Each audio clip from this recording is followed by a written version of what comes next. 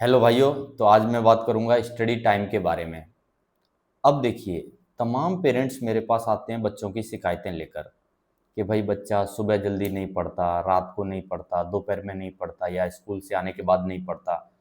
तो ये बहुत सारी समस्याएं आती रहती हैं, हमारे पास आए दिन आती हैं। मैं एक बात समझा देना चाहता हूँ, हर बच्चे की हैबिट्स जो हैं अलग अलग होती हैं।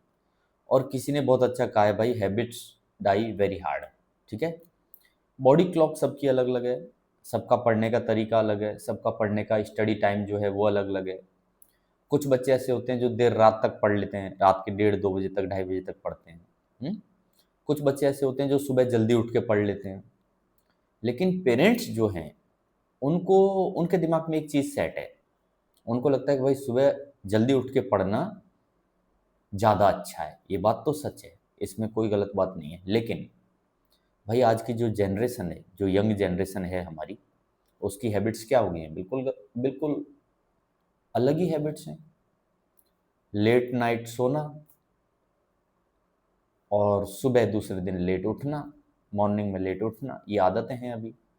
अभी हम इस जनरेशन से ये एक्सपेक्ट करें कि ये 4 बजे उठ के, 4:30 बजे उठ के पढ़े, तो मुझे नहीं लगता।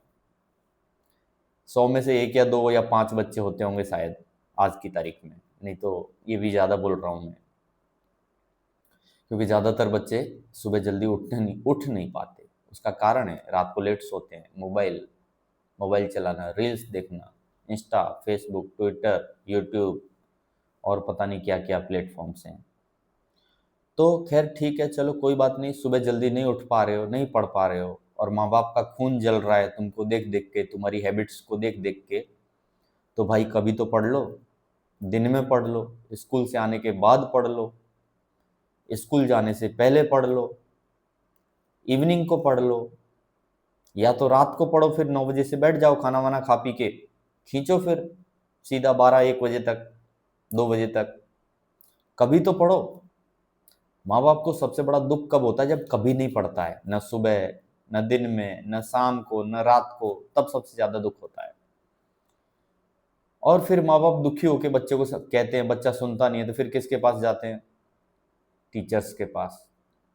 स्कूल में जाके बोलते हैं, ट्यूशन टीचर में जाके बोलते हैं, कोचिंग सेंटर में जाके बोलते हैं कि भाई ये ऐसा करता है, पढ़ता नहीं है, सुबह जल्दी नहीं उठता। हम बोलते हैं सुबह पढ़ो, सुबह नहीं पढ़ता, हमारी बात नहीं सुनता, हमारी बात नहीं मानता। और वो आदतों से लाचार हो चुका है, मजबूर हो चुका है, उसको सुबह उठने की आदत ही नहीं है। तो कोई बात नहीं, हर इंसान की बॉडी क्लॉक अलग अलग होती है। भाई पढ़ना ज़रूरी है, कभी भी पढ़ो। लेकिन हाँ, मॉर्निंग टाइम में फ़ायदा ये रहता है, ब्रह्म मुहूर्त का टाइम है। सुबह सुबह दिमाग एकदम ताज़ा होता है, शोरगुल कम होता है, हल्ला चिल्ला कम होता है, जो भी पढ़ेंगे अच्छे से याद होगा। यही ऐसी ही लगभग सेम सिचुएशन रात को होती है, जब सब सो जाएं, 9, साढ़े 9, 10 बजे के आसपास आधे लोग, आधी शांति हो जाती है। आप बैठ जाओ पढ़ने, पढ़ो फिर।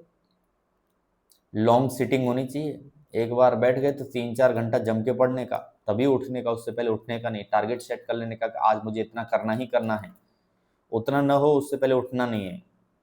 चाहे कोई भी काम आए, दोस्त का फ़ोन आए, दुश्मन का फ़ोन आए, मोबाइल वोबाइल सब स्विच ऑफ कर दो। नोटिफिकेशन बीच बीच में बजते रहते हैं ना, वो नहीं होना चाहिए।